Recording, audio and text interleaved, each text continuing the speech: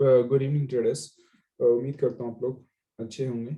और हम आज देखेंगे कि कल के मार्केट में क्या हो सकता है और किस तरह से हम मार्केट को एक तरह से देख सकते हैं, एनालाइज कर सकते हैं। तो एक तरह से हमने कल भी करा था और प्रीवियस डे जो हमने करा था, हमने कहा था कि गैप डाउन हो सकता है मार्केट, तो अगर इस तरह से ट्रेंड करेंगे, उम्मीद थी कि आज मार्केट नीचे की तरफ डाउन ट्रेंड दिखाएगा।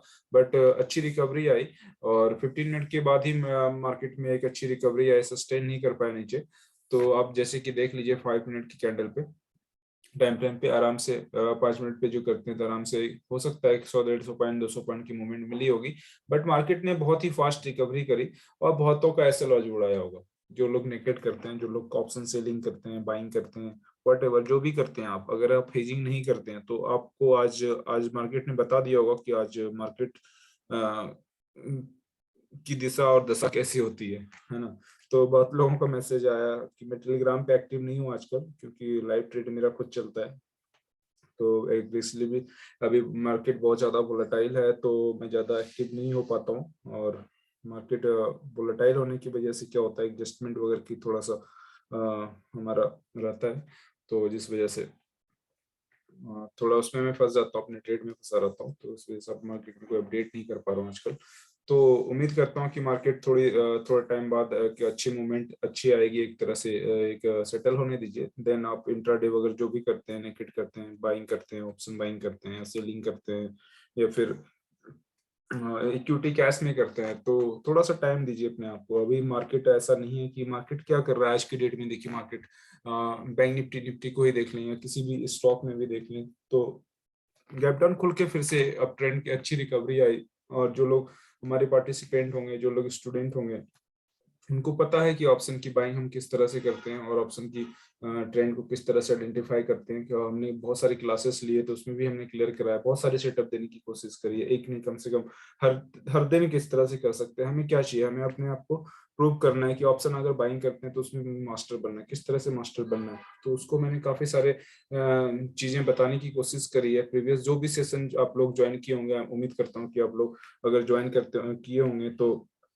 कहीं ना कहीं सीखने को बहुत कुछ मिला होगा। और काफी लोगों के मैसेज आते हैं, सर मैं ऑप्शन बाइंग करता था पहले, बहुत ये नहीं पता होता था कि कौन सा स्ट्राइक प्राइस को सेलेक्ट करूं, कौन सी किस किस टाइम बाय करना है, किस टाइम सेल करना है, कैसे हेज करने का नाम पे मुझे ये बता दिया गया था कि सी पी बाय कर लो, हेज हो जाता है। ऐसा नहीं होता दोस्तों। हेज हेजिंग एक आपका एक थॉट प्रोसेस है, और हेजिंग कोई ऐसा इंस्ट्रूमेंट नहीं है कि आप कहीं पे भी किसी भी की बुक लिख लिया और उसके ऊपर आप हेजिंग कर लो। हेजिंग एक थॉट प्रोसेस है, हेजिंग खुद से बनानी पड़ेगी। क्योंकि मैं किसी को भी सिखाता हूँ, मैं किसी अपने क्लास में भी यही करता हूँ कि अगर आप लोग हेजिंग करें तो मैं फाउंडेशन बता सकता हूँ, नींव बता सकता हूँ कि आप मैं इस फाउंडेशन पे, इस मतलब एक कहते हैं ना कि एक फाउंडेशन जब आपकी मजबूत हो, एक नींव मजबूत हो आपकी, तो उस पर आप बहुत सारी चीजें आप मंजिल खड़े कर सकते हैं। तो मैं वो करता हूँ कि आप स्ट्रेटजी बिल्डर बनो, मतलब क्या बोलते हैं, आप खुद मेकर बनो, स्ट्रेटजी को खुद मेक करो। आप दूसरे की स्ट्रेटजी पे आप डिपेंड नहीं रहना चाहिए। दूसरे की स्ट्रेटजी पर तब तक डिपेंड रहिए जब तक आपको लॉजिक उसका पता है, तब तक आपको, जब तक आप अपने लॉजिक पे कुछ कर नहीं लेते हैं क्रिएट। ठीक है, उसको आप मॉडिफाई कर सकते हैं। क्योंकि टाइम बाय टाइम क्या होता है ना, option buying, option selling, option जो भी हेजिंग करते हैं, इंस्ट्रूमेंट एफएनओ में ट्रेड करते हैं, टाइम बाय टाइम सारे स्ट्रेटजी फेल हो जाते हैं एक टाइम। और एक टाइम क्या होता है, हर हर स्टेज को कुछ ना कुछ अपडेट करना होता है, हर 3 महीने, 6 महीने, 4 महीने में जैसे जैसे मार्केट की साइकिल चेंज होती है, तो स्टेजी भी थोड़ी सी अपडेट होती है। ऐसा नहीं है कि एक स्टेज आज चल रही है तो कल की डेट में वोलेटाइल मार्केट में भी सेम स्टेजी चलेगी, नहीं चलेगी। उस टाइम आप फेल हो जाएंगे, आपको लगेगा कि स्टेजी ये तो बेकार है। लेकिन उस टाइम कौन सी स्टेजी चलेगी तो आपको ये समझना पड़ेगा। इसीलिए कहता हूँ कि लर्निंग प्रोसेस है, प्रोसेस के थ्रू गुजरना पड़ेगा।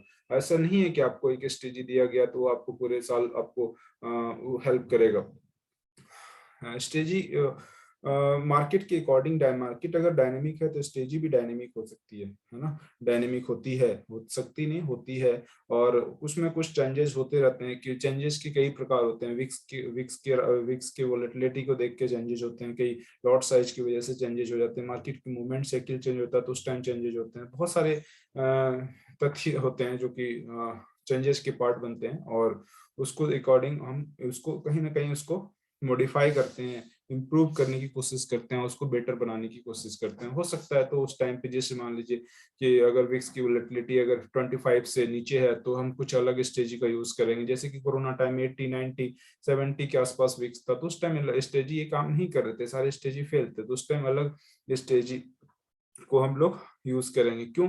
स्ट्रेटजी एक्चुअली एक लोगों को बता दिया गया कि स्ट्रेटजी है, इससे तुम बेनिफिट हो जाओगे, इससे तुम प्रॉफिटेबल हो जाओगे। देखिए दोस्तों, ऐसा कुछ नहीं होता है, स्ट्रेटजी से प्रॉफिटेबल कोई नहीं होता। जब तक आप अपनी लॉजिक को, ट्रेड की लॉजिक को नहीं समझेंगे, कैलकुलेशन को नहीं समझेंगे, तब तक आपको प्रॉफिटेबल कोई नहीं बना सकता है।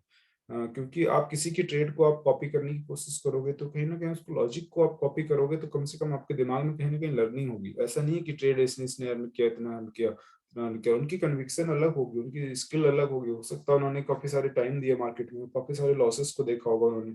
तो ऐसा नहीं है कि अचानक वो मार्केट में प्रकट हो गए और आपको उन्होंने बहुत सारे प्रॉफिट कमाने लगे, ऐसा कुछ नहीं है। हाँ, ये सब जितने भी है ना सारी चीजें, ये सब सब दिखाने वाली चीजें हैं। इस पे मत फोकस कीजिए, फोकस कीजिए अपनी ट्रेडिंग स्टाइल पे, अपने स्टाइल के थ्रू ट्रेड कीजिए, लर्निंग कीजिए, लर्निंग पे फोकस कीजिए। लर्निंग क्या होती है?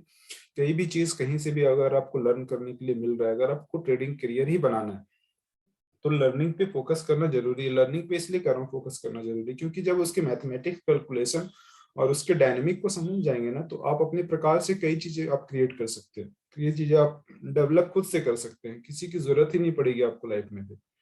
जरूरत नहीं पड़ेगी। मैं यकीन मानिए, अगर मेरे जैसे इंसान अगर कर सकते हैं तो आप 100% आप सक्सेस हो सकते हैं और बहुत जल्द सक्सेस हो जाएंगे। मुझे बहुत टाइम लगा।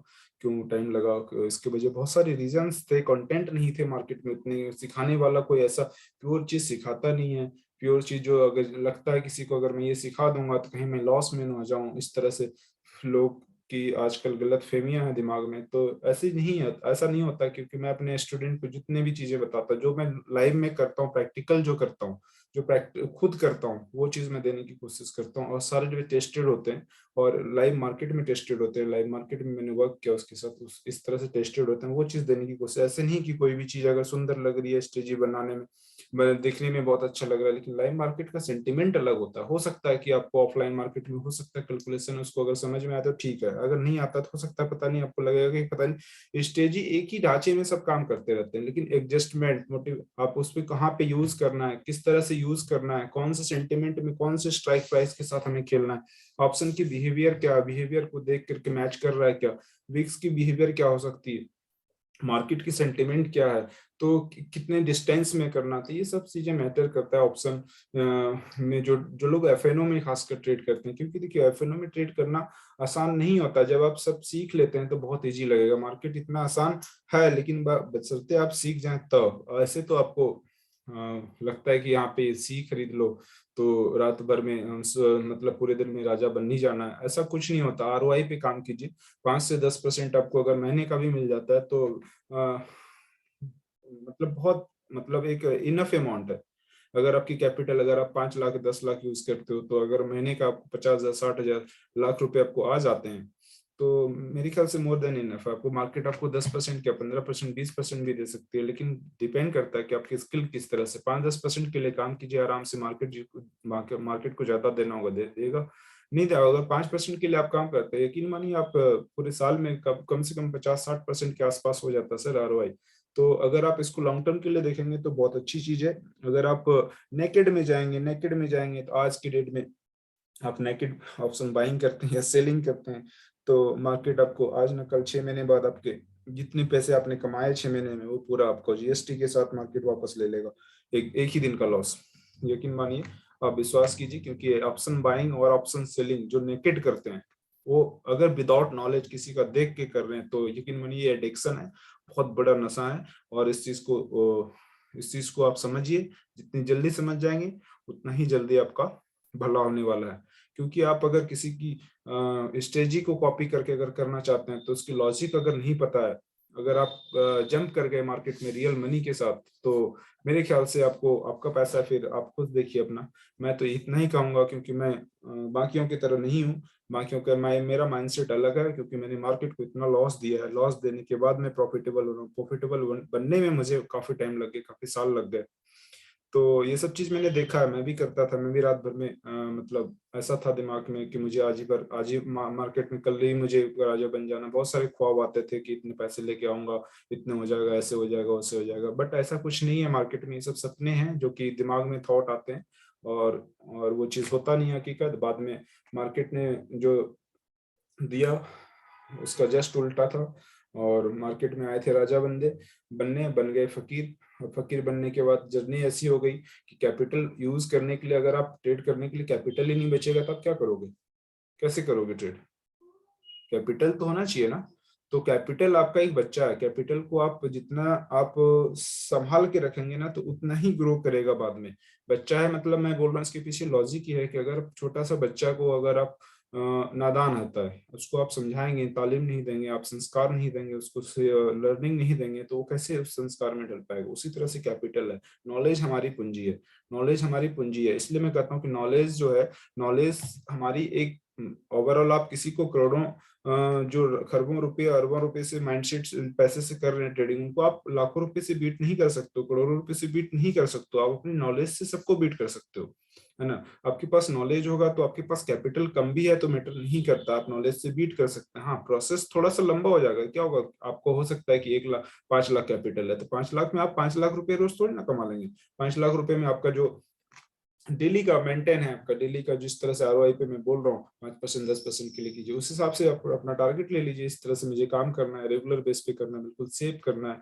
और एक बिजनेस की तरह जब तक आप नहीं लेंगे तब तक आपके लिए खतरा है, और जब आप बिजनेस के तौर पे अगर आप करेंगे तो मेरे हिसाब से तो कल की डेट में आप सक्सेस होने से आपको कोई नहीं रोक सकता। क्योंकि मैंने जब तक बिजनेस की तरह नहीं लिया इसको, और जब तक मार्केट में मैं सीखने की कोशिश करी, मैंने अपनी लाइफ पन्नों के साथ गुजारी है। पन्नों मतलब डेली काफी सारे पेजेस में प्राइस चार्ट के पेजेस को मैं दिन भर लेके चलता था, किस तरह से प्राइस एक्शन है, किस तरह से प्राइस की बिहेवियर क्या हो सकती है, क्योंकि हर पचासों हजारों क्लासेस के मैसेज आते थे, ये कर लीजिए, वो कर लीजिए। काफी सारे मैंने पैसे दिए हैं क्वाल टिप्स वालों को, लेकिन भला कोई नहीं करता सर। आप भला अपने आप का आप खुद कर सकते हैं। क्वाल टिप्स आपको सिर्फ एक क्षणिक एक पल है जो कि आपको सिर्फ हेल्प कर सकता है, और आपको एक लुभावना चीजें मिल सकती है। बट लेकिन ऐसा है ना कि जब आप खुद से करते हैं ना, तो बिजनेस आपका कोई ऐसा नहीं है कि कोई आके आप 1 दिन 2 दिन के लिए संभाल देगा तो बिजनेस बहुत अच्छा चल जाएगा, ऐसा नहीं होता।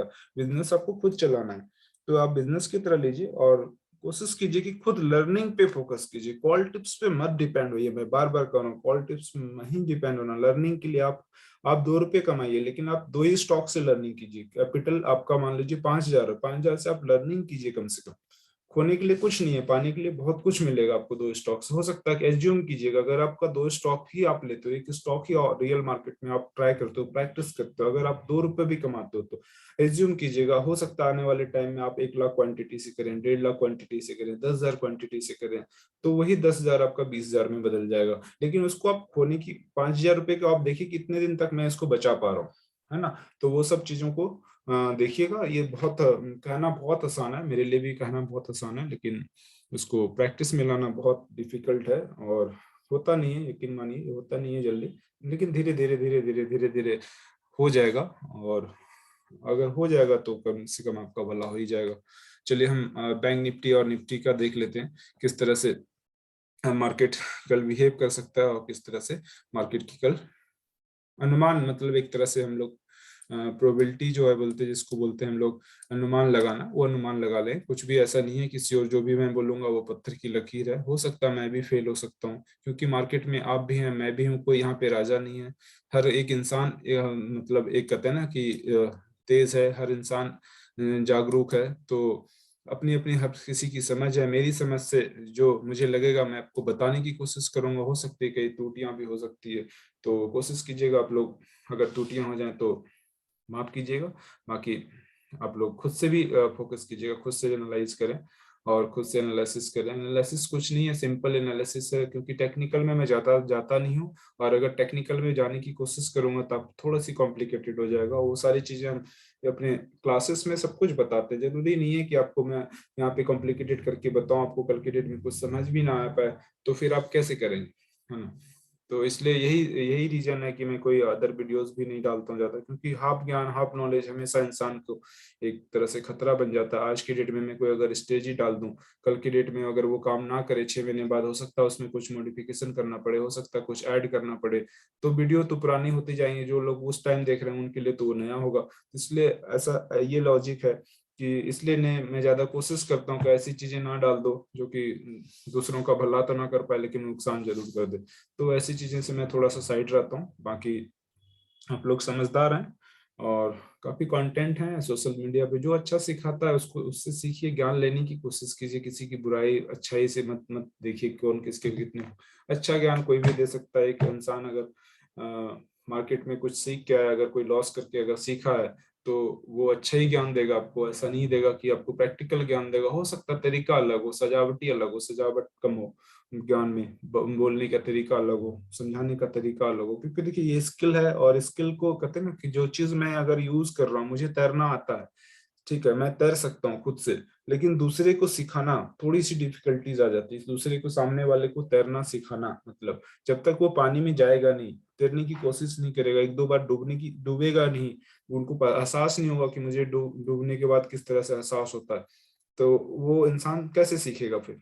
तो सेम ऐसा ही है मार्केट भी। और मतलब क्या कहते हैं ना, पानी देख के दिल करने लगा कि एक बार गोता लगाऊं, तो लगाने के बाद जब डूबने लगा तो मार्केट ने डुबा ही दिया। फिर जब एक पे कहते हैं ना कि पैशन बन गया, पैशन धीरे धीरे पैशन बन गया, पैशन से क्या हुआ, लर्निंग स्टार्ट हो गई, लर्निंग से क्या हुआ कि आज इस स्टेज पे हूँ कि कल के डेट में अगर मैं कह सकूं कि मार्केट, अगर जितना मार्केट ने मुझसे लिया था उससे कई गुना मुझे दिया है। और सब बस लर्निंग का ही है, नॉलेज का ही है। उस पे नॉलेज ही एक पूंजी है, इसलिए मैं कहता हूँ नॉलेज ही बहुत बड़ी पूंजी है हमारी, और नॉलेज से ही बीट कर पाया हूँ। अदरवाइज मैं इतना बड़ा इंसान नहीं हूँ कि मैं किसी को बीट कर पाऊँ पैसे से या कुछ भी। नॉलेज से ही सब कुछ, हजारों माइंड को आप बीट कर सकते हैं। और ट्रेडिंग मार्केट में, ट्रेडिंग इंडस्ट्री में क्या होता है ना कि मार्केट में तो आते सभी हैं पैसे कमाने, हर कोई इंसान चाहता है कि मैं प्रॉफिटेबल हूँ, लेकिन रेशियो नहीं है। एवरेज क्या है, 99%, 90% लोग लॉस कर देते थे। ऑन एन एवरेज अगर 90% लॉस कर रहे हैं लोग, तो इसका मतलब यही है ना कि क्या कर रहे हैं वो लोग। उसमें हम भी आते थे, लेकिन अब एक थोड़ा सा रिलीफ मिलता है अपने आप को। चलो भैया, एक बिजनेस की तरह लिया, बिजनेस का क्या ऐसा डिजाइन होना चाहिए, क्योंकि आप दुकान पे मान लीजिए किसी बिजनेस पे बैठे हो, तो ऐसा तो नहीं है ना इसके बिजनेस में आप पूरे 6 घंटे तक टेंशन में बैठे रहोगे। तो हेजिंग का एक इंस्ट्रूमेंट ऐसा है कि हेजिंग आप कीजिए। हेजिंग में बहुत सुकून है, रातों की नींद चैन, कहाँ कौन सा डॉ फीचर कहाँ गया नहीं गया, न्यूज कौन सी आई नहीं आई, कोई दुनियादारी से कोई मतलब नहीं। आफ्टर ट्रेनिंग अपनी फैमिली को टाइम दीजिए और वीकेंड मनाइए अच्छे से, कोई टेंशन नहीं है। और नेकेड वाले के लिए तो भगवान मालिक है, उनका तो भगवान ही भला करेंगे। चलिए हम बैंक निफ्टी का देख लेते हैं क्या हो सकता है। बैंक निफ्टी का सिंपल एनालिसिस कर देता हूं मैं।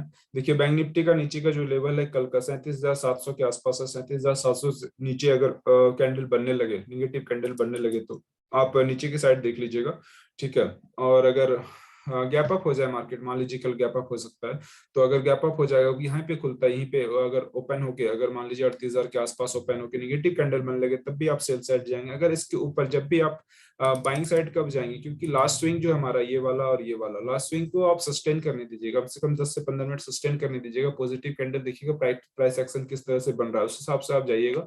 और टारगेट छोटा सा लेके चलिएगा, अगर 38,500 38,600 के आसपास टारगेट रहेगा, ठीक है। तो कोशिश कीजिएगा कि मार्केट में वोलेटिलिटी बहुत है, जैसे कि आप देखिए कईयों का स्टॉप लॉस खोया होगा, कईयों ने स्टॉप लॉस दिया होगा, कईयों ने जबरदस्ती भी करी होगी मार्केट में। नहीं, निगेटिव है, न्यूज सारे निगेटिव है, क्योंकि देखिए न्यूज हमेशा काम नहीं आता है। ऐसा नहीं कि न्यूज निगेटिव है तो क्या हो गया, मार्केट की पार्टिसिपेंट अगर निगेटिव होंगे, सामने वाला अगर किसी ने बाय किया है, अगर पोजीशन को बेचना चाहेगा, तभी तो मैं उससे मार्केट में प्रॉफिट बुकिंग आ सकेगी। अगर मैं सामने वाला ने बाय किया करके मैं कहेगा मैं बेचूंगा ही नहीं, तो कहाँ से निगेटिव हो जाएगी।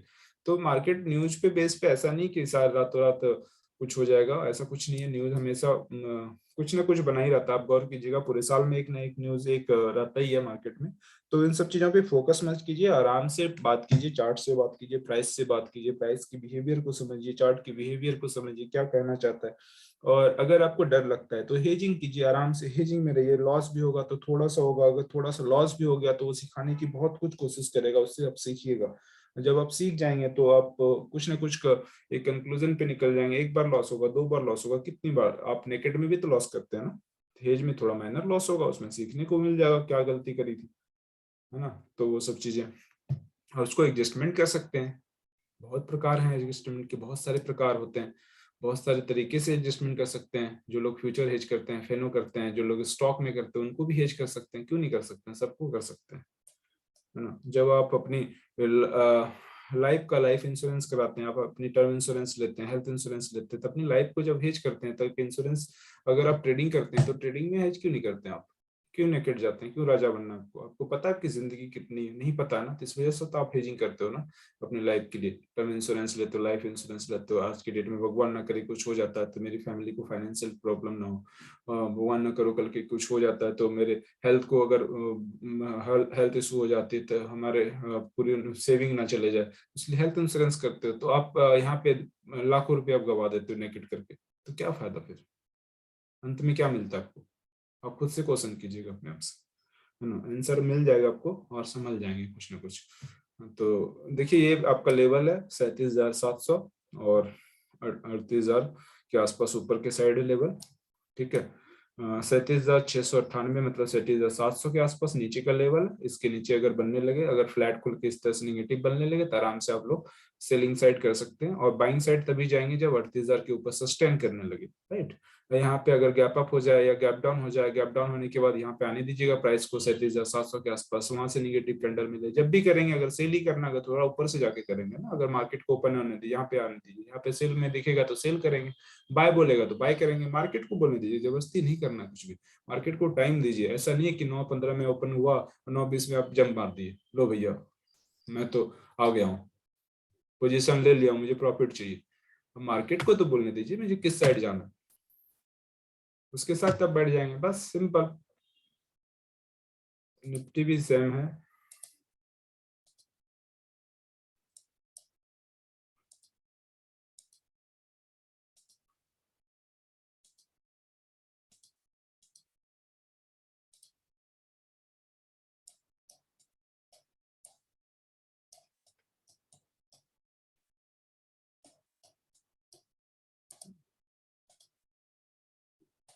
निफ्टी भी देख लीजिए एक बार, निफ्टी भी कोई ज्यादा, निफ्टी का तो निफ्टी को वेट एंड वॉच करते रहिए। और थोड़ा सा निफ्टी भी गैप डाउन हुआ था, और गैप डाउन होने के बाद क्या हुआ, आप लोग देख ही रहे, मार्केट में गैप डाउन हुआ, फिर से एक बार पुराने रेसिस्टेंस के पास गया, और वहां से फिर रेसिस्टेंस के आसपास ही मतलब क्लोज हो गया, कैंडल के आसपास ही क्लोज हो गया, है ना। तो इसमें भी वही करना है आपको, सेम निफ्टी बैंक निफ्टी की तरह, और इसमें ज्यादा कुछ नीचे का स्पेस अभी है नहीं। 17,800 का लेवल याद रखिएगा, 17,837 30 के आसपास जो लेवल है नीचे का, उस पे आने दीजिएगा। अगर आपको वहां से कुछ निगेटिव दिखे तो नीचे कुछ लेवल ज्यादा है नहीं, अगर मान लीजिए फ्लैट खुल के इस तरह से निगेटिव बनने लगे, इस लोग इसके लो को ब्रेक करे 17,000, तो आराम से आप टारगेट ले सकते हैं 50-100 पॉइंट का, ठीक है। ऊपर की तरफ इस तरह से मार्केट मान लीजिए कि आप फ्लैट खुल के ऊपर जाने लगे, यहाँ से निगेटिव कैंडल बनने लगे तो पॉजिटिव बनता है, तो अगर इसको क्रॉस करता है 300 350 को, तो ऊपर का लेवल क्रॉस नहीं कर पा रहा है। इसके रीजन ये 490 का है, 343 के आसपास है कुछ, इसका रेसिस्टेंस 300 350 के आसपास, ये सब याद रखिएगा, लेवल को याद रखना है बस। 350, 300, 473, 432, 490, 17,490, 17,473, 17,350, ये सब लेवल है ऊपर के, जो कि एक रेसिस्टेंस का काम अच्छे से कर रहा है, मजबूती के साथ टिका हुआ। 490 का रेसिस्टेंस बहुत अच्छा रेसिस्टेंस है। और नीचे का जो है 16,100, 16,100, सॉरी 16,300, 16,837, 16,837, 17,15, 17,66, 17,100, बहुत मजबूत सपोर्ट है अभी फिलहाल, ठीक है। तो वहां पे आप थोड़ा सा अलर्ट रहिएगा, कोई बाइंग और सेलिंग का भी नहीं देखना है, बिना कोई कंफर्मेशन के साथ गलती नहीं करना है मार्केट में। मार्केट को थोड़ा सा, अगर आपको डर लगे तो आप छोड़ दीजिए, क्योंकि मार्केट बहुत वोलेटाइल है अभी, तो ऊपर नीचे होगा, तो ट्रेड नहीं करना भी तो ट्रेड करना होता है ना। अगर आप लॉस भी दे देंगे तो कम से कम लॉस तो बचेगा ना। आप सीखने की कोशिश कीजिए ना, 1-2 दिन ट्रेड जरूरी है कि 2 दिन ट्रेड नहीं करना। आप वीकेंड मनाते हैं ना, ऑफिस में भी तो छुट्टी लेते हैं ना, तो ट्रेडिंग से भी छुट्टी ले लीजिए 2-4 दिन 5 दिन के लिए, देखते रहिए, वॉच कीजिए, बस सीखने की कोशिश कीजिए। जरूरी है रोज रोज ट्रेड करना? अरे भैया इतने दिन में राजा नहीं बन पाए तो 2 दिन में और क्या बन जाओगे? 4 दिन में क्या बन जाओगे? रुक जाओ ना 1 महीने के लिए, आराम से मार्केट को सेटल होने दीजिए। विक्स की बिहेवियर देख रहे हैं कितनी ऊपर नीचे हो रही विक्स, तो कैसे ट्रेड करेंगे आप? चीजें आपको पता है, जब आप फेजर नहीं हो, नेकेड करते हो, तो नेकेड करते हो तो आप समझिए, फिर इमोशन हटा दीजिए साइड से। इमोशन दिमाग में अगर रहेगा ना, आपको लॉस करवा देगा। फिर इमोशन को साइड रखिए। फिर अगर आप नेकेड करते हो, इंट्राडे करते हो, तो अगर चार्ट के सामने रहते हो नेकेड कीजिए, कोई दिक्कत नहीं है, लेकिन इमोशन को साइड रखिए ना। स्टॉप लॉस के साथ कीजिए। आपने पोजीशन ली, मान लीजिए यहाँ पे स्टॉप लॉस खाया था, दे दीजिए ना मार्केट को स्टॉप लॉस। इतना बड़ा लॉस तो नहीं देंगे ना फिर। छोटा लिया, पहला लिया गया लॉस छोटा होता है हमेशा ना। तो पहला लिया गया लॉस हमेशा जब छोटा होता है, आपको सब पता है, चीजें पता है, लेकिन अब करते नहीं है ना। चीजें ये होती है ना, करते नहीं है। वहां पे क्या आ जाता है? इमोशन। एक बार मार्केट नीचे आ जाए, एक बार मार्केट ऊपर जाए, मैं पोजीशन से निकल जाऊँ ना, मार्केट नीचे आता ना, आप निकलते तो भले आ जाता हो, है ना। तो ये सब चीज चलता रहेगा। चलिए ध्यान दीजिएगा, बस ट्रेडिंग स्टाइल को बदलिए, थोड़ा सा सीखने की कोशिश कीजिए, जहां से लर्निंग मिलता है वहां से ले लीजिए। सब अच्छे देगा, कुछ ना कुछ तो सिखाएगा ना। अगर 10 चीजें बोल रहा था, एक चीज भी अच्छा मिल गया, बस हो गया काम आपका। जरूरी नहीं है कि 10 में आप 10 को उसको तजुर्बो दे दे। आराम से जो आपको सीखने लायक मिले, जो लग रहा है कि ये मेरी लर्निंग का पार्ट है, तो उसको कैच कीजिए, बस that's all. Thank you very much. और अच्छे से ट्रेड कीजिए और गैम्बलिंग मत कीजिए। गैम्बलिंग माइंडसेट वाले ना बहुत पैसे खोएंगे और कुछ नहीं मिलेगा।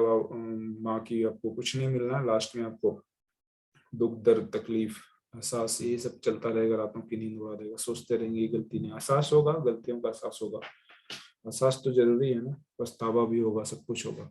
तब होगा जब आपकी कैपिटल कुछ नहीं बचेगा। और कहते हैं ना कि लास्ट कैपिटल है दांव पे लगाने के लिए, तो आप डरेंगे। फिर जब डर लगेगा ना आपको अंदर से, फिर वहां पे फिर से लॉस होगा।